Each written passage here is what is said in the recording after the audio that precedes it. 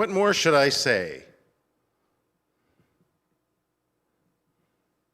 I'm just quoting the scripture. It was slightly rhetorical, although I was kind of hoping somebody would say, nothing, sit down.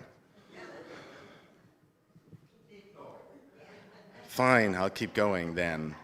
I'm a little confused by this whole stationary mic thing. It just throws me off because I like to wander around a lot while I talk. So just bear with me for a minute, because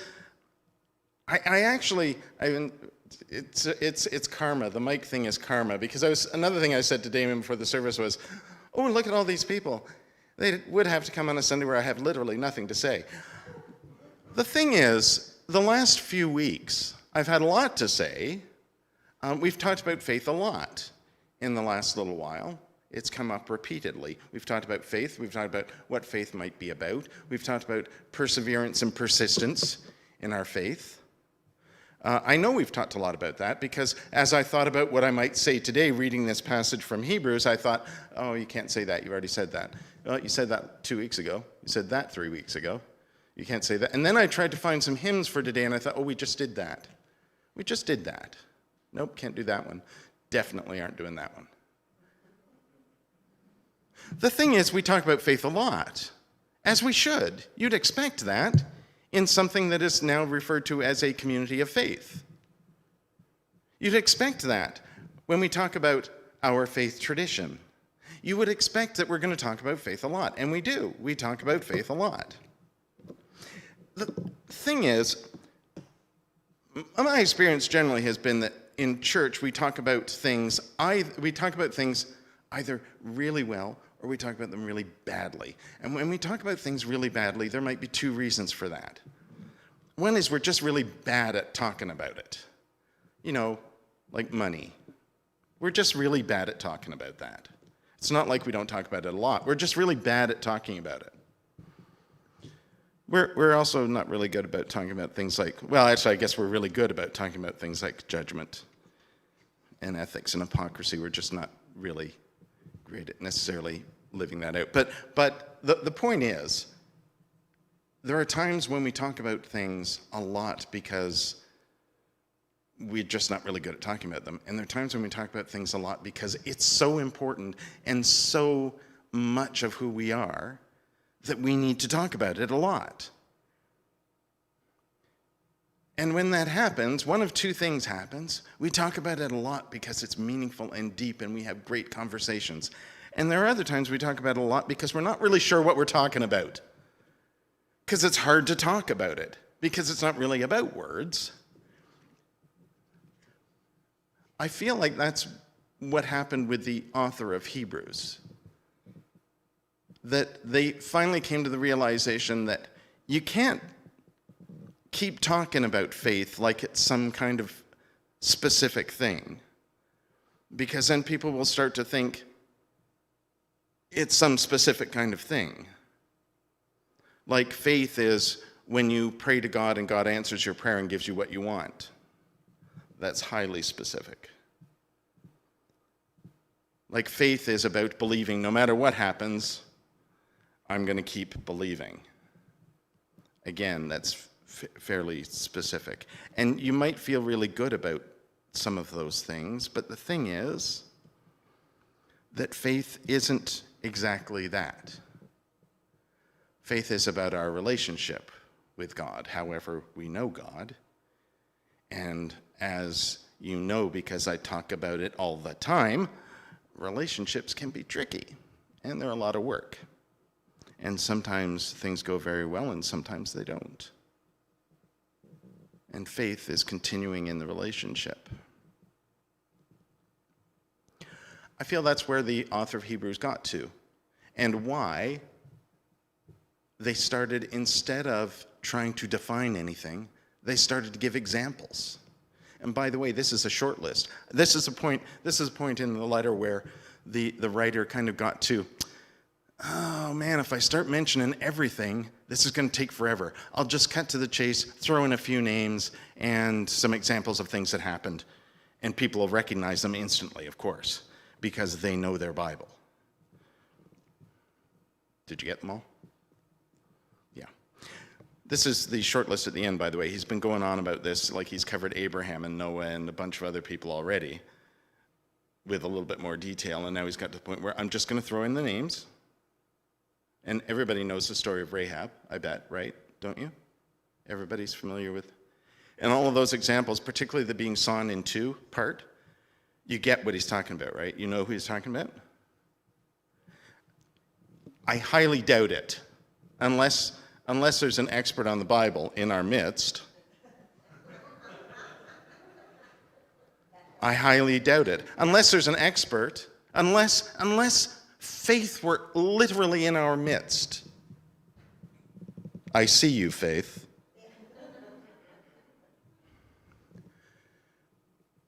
But the author writing to the Hebrews was writing to the Hebrew people in the first century. He wasn't specifically, or she even, wasn't specifically thinking of you and me. They were thinking of the world in which they live and the history they know. So, all the heavy lifting today is going to be done by you. Because my message to you is, where do you see faith in the world? And Terry, you can't say she's sitting next to me. Where do you see faith in the world, at work? Is it in a person? Is it in a thing? You remember that famous quote from Mr. Rogers about when bad things happen, look for the helpers. Right? That's where God's at work. So where do you see faith in the world? Do you see it historically? Do you see it in figures like Gandhi or Martin Luther King Jr.? Or do you see it in, how many times, William Wilberforce, figures in history who've stood up for something they believe in?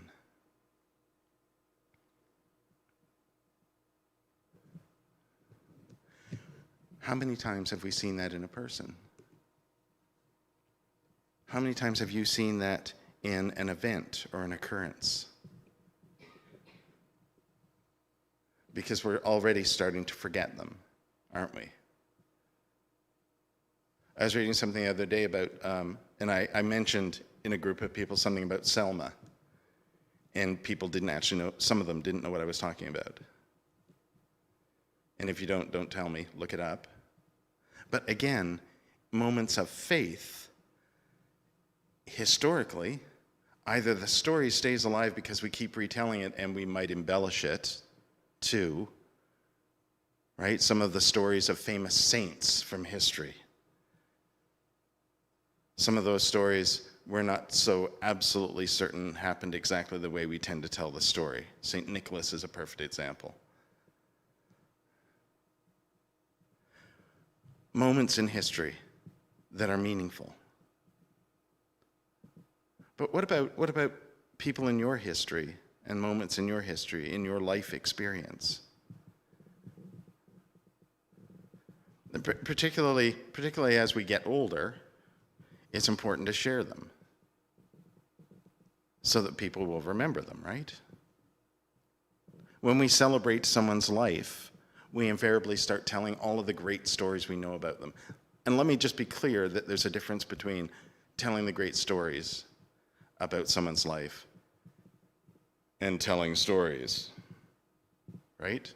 There is a difference. I'm talking about celebrating the ways in which that person's life has connected with us, and we bring forward those things in our own lives. Who are those people for you? What are those moments, those experiences for you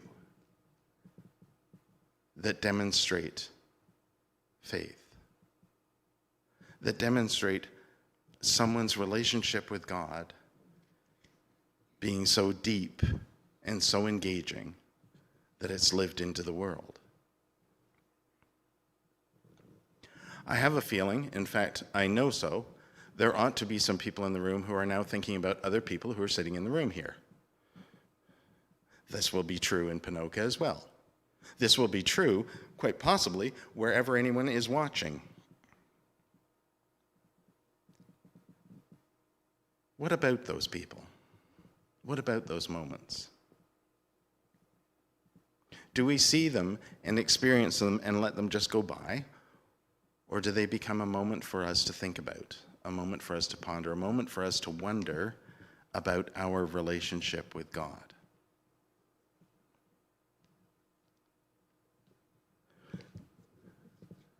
So who are those people? We're just going to go around the room now, and I'd like you to name some. I'm not going to do that.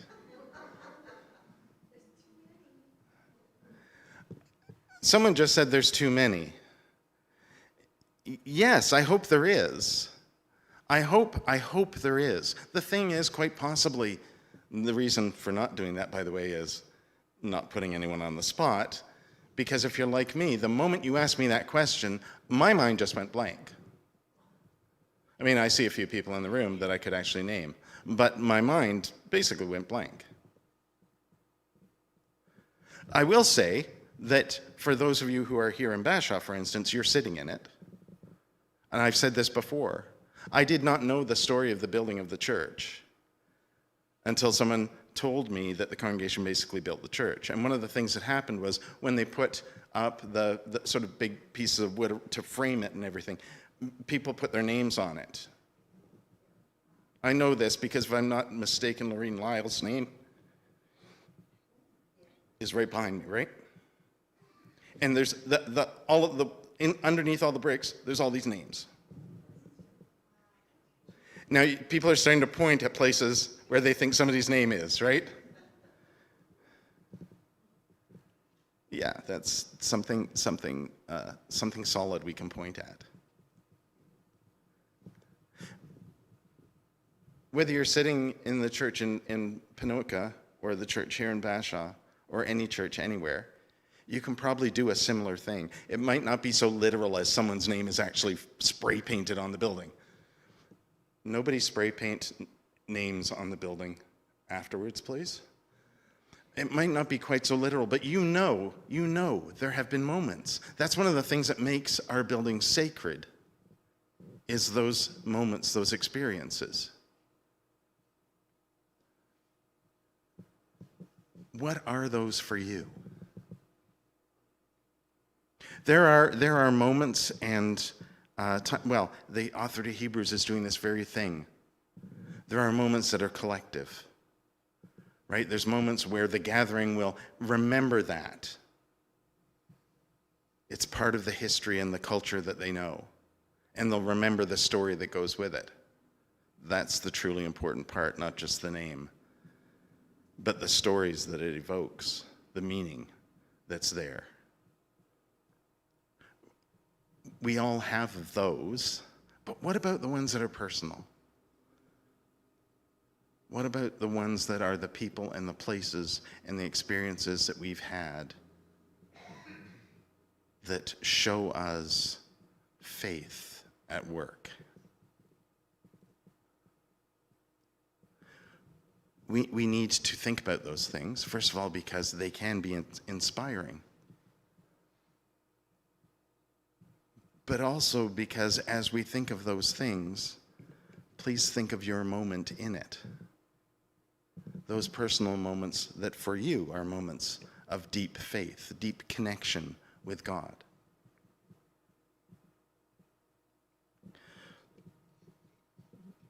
We can share those stories.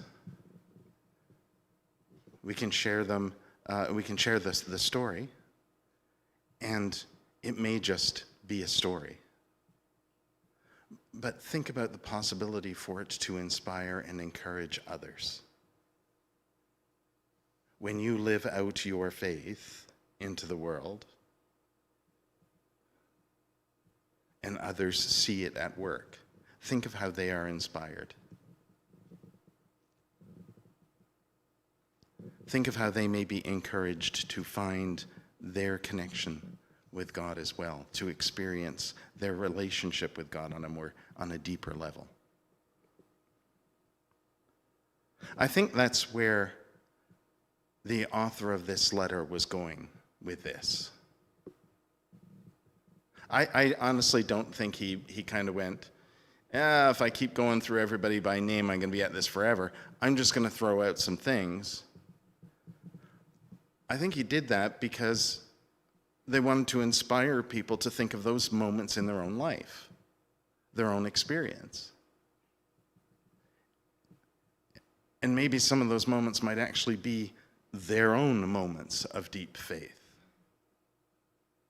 and encourage them to step forward even further in their faith.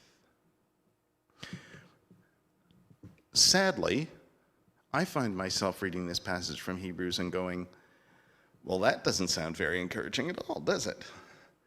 Anybody interested in being stoned, not the good way, or being sawn in two? Sorry, the sawn in two thing sticks in my head because yikes. But there are some pretty nasty experiences that are mentioned there, and some pretty nasty ways to go. And I have a feeling that that is one of those moments that encourages us to think that faith is about our connection with God and living out our relationship with God in this world in order that we might come to something better in the next world. In the next life, it'll all be much better than this. Maybe, I don't know, I've not been there yet. At least not in this. Let's not get into that. It's complicated. But isn't that the thing about Jesus, though?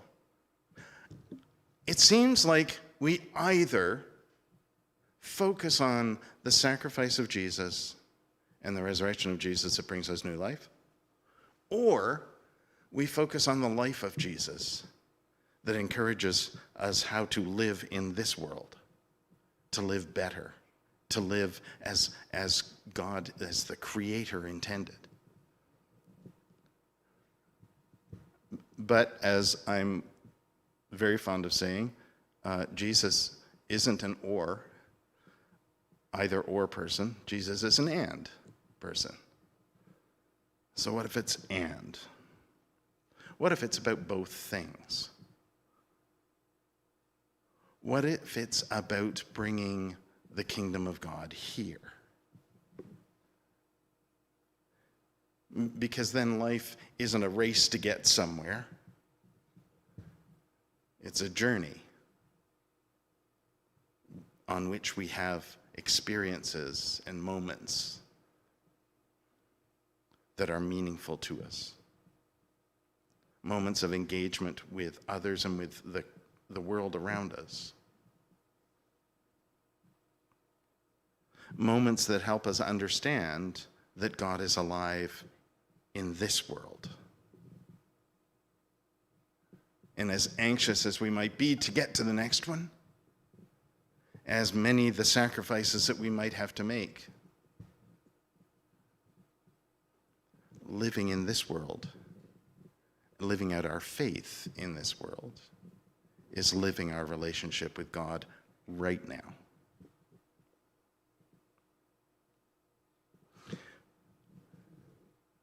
The journey is truly just as important as understanding the race.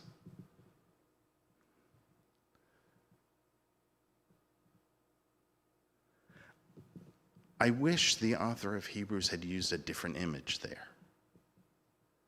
Because it implies, first of all, it implies the destination, is the importance of the destination, but it also implies that we're competing with each other. And we're not, are we? Because that, too, is a moment of relationship in which we live. Together. That's the point. Community. We're made for community. We're made for being together. In those relationships, God is found. In how we live our faith into the world, God is found. That's not a competition. It doesn't need to be defended.